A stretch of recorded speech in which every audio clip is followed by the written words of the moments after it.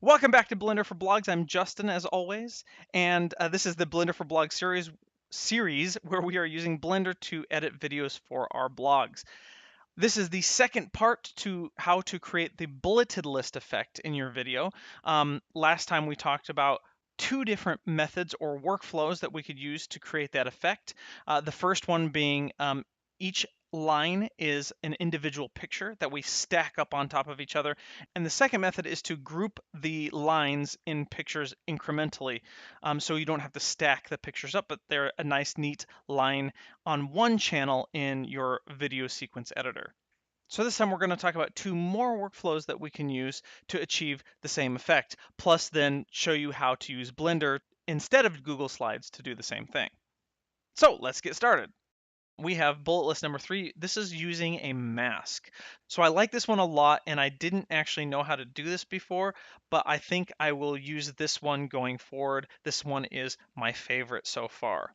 And the reason for that is if I go back into Google Slides, here we go, bullet list number 3, you can see you only have to make one picture, and you only have to download one picture. And so it's going to shave off a lot of time of actually making the PowerPoint. But again, before you download this, I would copy this and then change this background to transparent so that you have just the text, and then download as PNG, and then you can import it in. Back in Blender, what we've done is down below we have our image, which we've cut in several places, but we've also added this color strip at the top. Now this color strip is hidden right now, so I'm going to unhide it, and you can see where it's going to be acting as our mask. So you can see this, we start here, and it actually before it's on here, it's not there at all. And then once it comes in, it pops down from here and it reveals just a little bit of our text.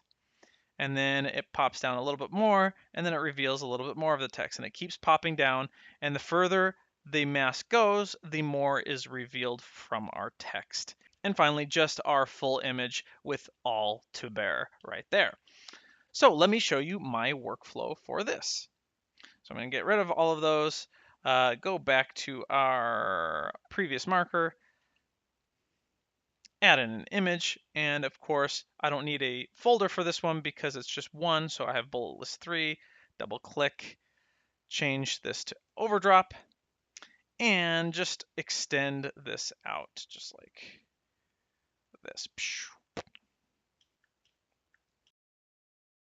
And then we add in an effect strip color, grab that on the Y, move it up or down depending on what you want. Now, a good thing to know with masks is that a black color will not show anything, and a white color will show everything. And any shade in between will adjust its opacity. So because I want this to be fully opaque, so where we see everything all the time, I'm just going to make sure that this is completely white. I'm also going to change this blend mode to overdrop as usual. And then if I do image offset, and then if I click and drag on the Y and scroll that up, you can see that it's moving my color up. Now, for demonstration purposes, I'm going to lower the opacity down like that. Now, lowering this opacity doesn't actually change the opacity of the mask. It just changes the opacity of the way we view it right here. But again, the mask opacity is going to be the difference between white and black and any shade of gray between that. So I'm going to make this length 10, just like we have been doing. And then I'm going to Shift D to duplicate that. And we're going to go here, make sure the timeline cursor is over here so we can see what we're doing. And then I'm just going to move this down over the first one. So we've got this one is still up here, and then this one is now over the first one. And you can see where I'm going, duplicate that, make sure this, and we're gonna just slide this one down over this one. Shift D to duplicate, move the timeline cursor, move this down. And then I don't need anything after this because if I did, Shift D, duplicate, move that, move down, it's gonna show the whole thing anyway. So I don't need a mask anymore here, so I'm just gonna get rid of that to where it's gonna reveal this whole thing. So I'm gonna go ahead and start applying the masks. So you can see what happens when I don't actually cut this strip down here as well. So I'm going to select this strip, go up to the modifiers tab up here, add strip modifier, and then select mask.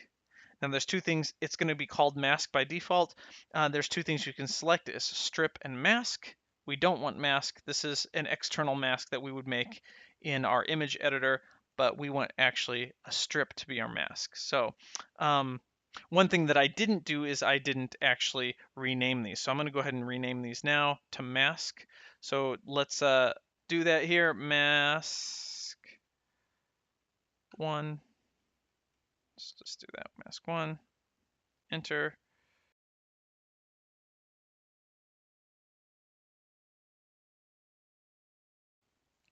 All right, now select this, go back to the modifiers, and for the strip, I'm going to select here and then scroll down to our masks. See, we can see our mask 1 through 4. I'm going to hit mask here.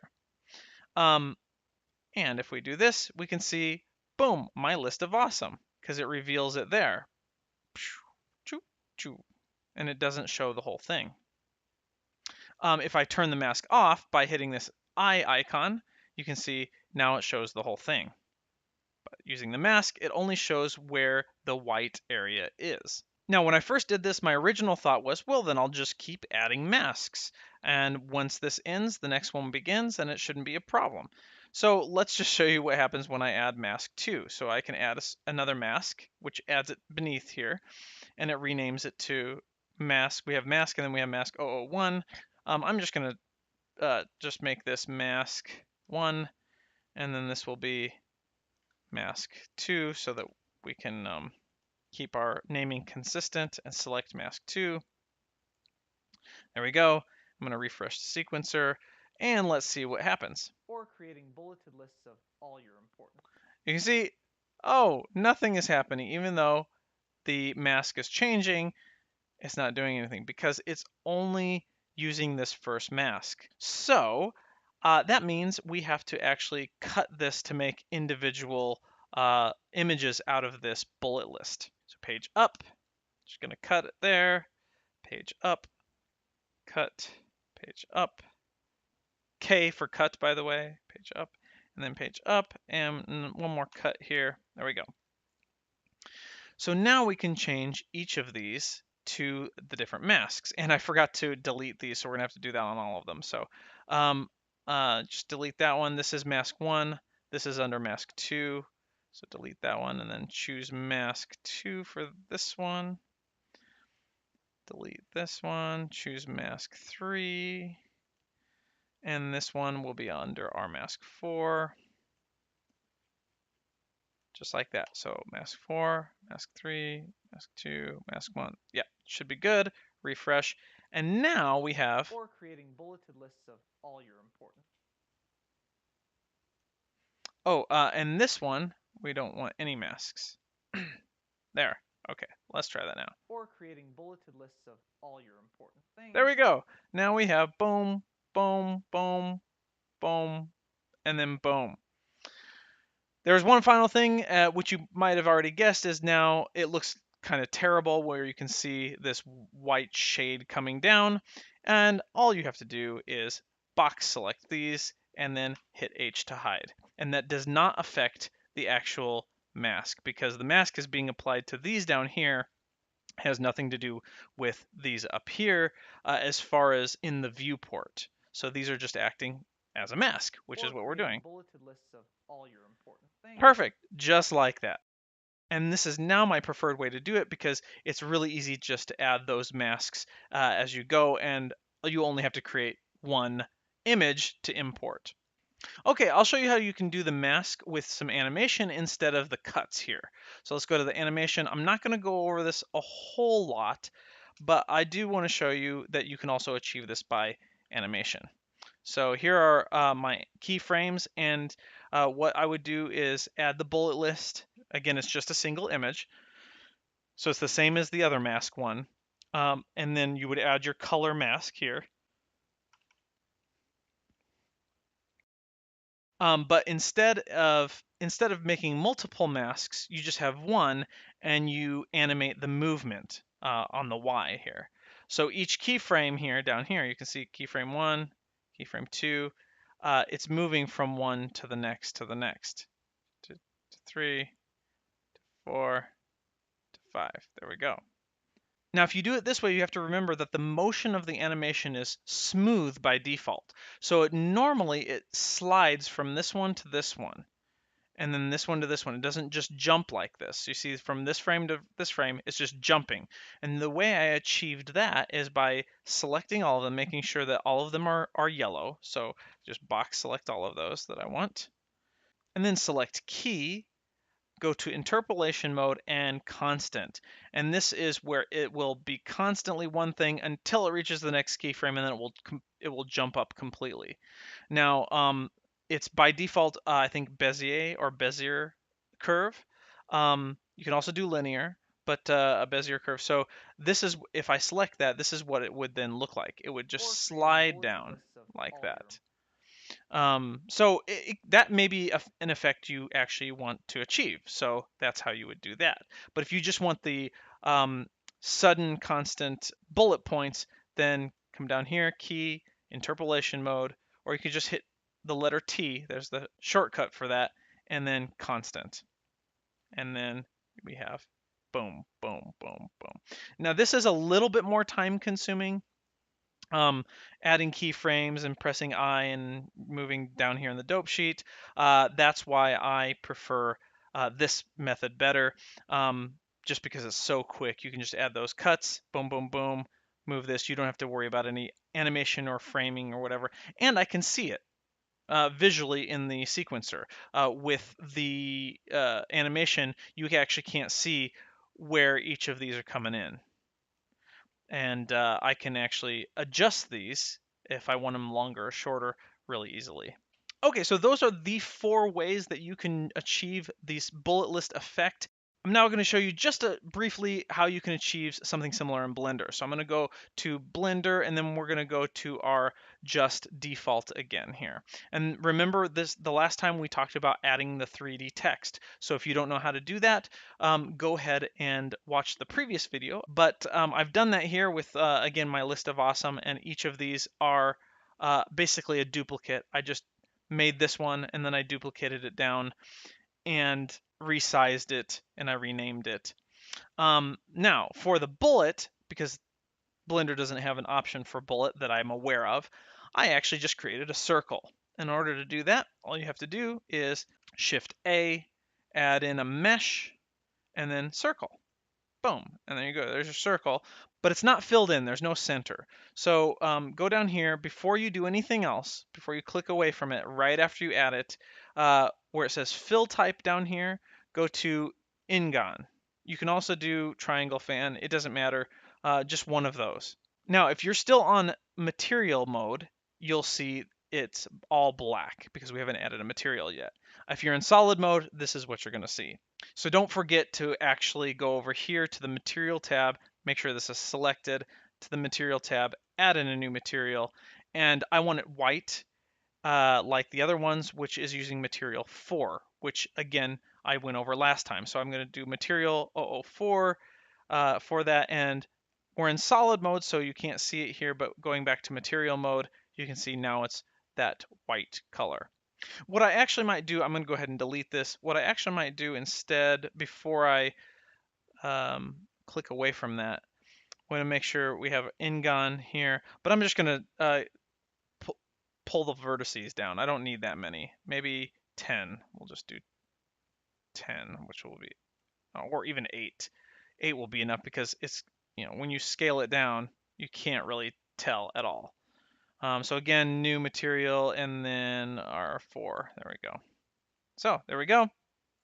Now to line it up, actually, so that it's evenly spaced, which is something that I did with the text as well, I put it to where I want it, like maybe right here. Yeah, it looks like maybe right in the middle there. Yeah, something right there. Okay, so put it to where I want it, and then when I duplicate it by hitting Shift D, I right click or cancel, whichever click it is for you to cancel. And then from here, I'm going to hit G, and then I'm going to hit Y to constrain it on the Y. And then I'm just going to type in -1. And then it's going to move it down -1. And I've done that. I did that with each of these as well. So for example, super awesome thing, shift select this one, shift D to duplicate, right click to cancel, and then G on the Y. So now we've got strained it on the Y, and -1. There we go. So now we have, whoops, 0. Now we have our next line, and it's evenly spaced. Now you can see all of these together. I'm just going to go ahead and delete these. Delete. Okay. Now you can see all of these in the same view, but if you want to achieve the same thing that we did in Google Slides, where it was one picture per line, what you can do is take each of these and move it to a different layer, which you can see down here. So this is on layer 1. And if I just click layer 1, you can see, and just click layer 2, layer 3, layer 4, layer 5. Oh, and I don't need this one either. Delete, delete. Now to select multiple layers at the same time, you can hold down Shift and then click the other ones. And then you can see the whole thing at the same time. Or however many you want. So maybe I don't want this one and this one. There you go. Awesome thing 1, awesome thing 3. Okay, so to get them on all different layers, first I'm going to add them all to the same layer. So I got to select the dots as well. The way you move things to different layers is you select them and then you hit M, the M key as in Mary, and then you just select the layer you want it to be on. And now they're all on, well, no, what's this one? Okay, so select this one, Shift select this one. So both of them are selected, M, and select that one. Now go to the layer 1, you have all of them on layer 1. So I want this one on layer 1, which is already, and this one on layer 2. So I'm going to select this and this, hit M, move it to layer 2. Select this and this, M, move it to layer 3. And again, to show all of them, Shift, and then select all of the rest of them. Okay, so that's how you can create that. Now, in order to create the PNG image that you want to download is you want to go to the Render tab over here. And then you want to make sure down here it says PNG and RGBA because we want that alpha. Make sure our post-processing, we actually want to deselect these because we want it just to be the 3D view that we are rendering from. Make sure we're at 100% of our 1920 by 1080. Okay, so instead of keep UI, oh yeah, keep UI, I'm going to hit render, go over to just rendering, going to go down here and do save image. And you can see here we have our gray checkerboard background, which indicates transparency. And yeah, that's exactly what we want. And it will look just like this. And then you'll import that in just like we did in all of our other scenes here, just like that. Okay, that is it. That is how you can achieve the bulleted list effect. So next time what I'm going to do is kind of put all these together to create that middle section where we are adding text and pictures on our chalkboard. Until then, happy editing.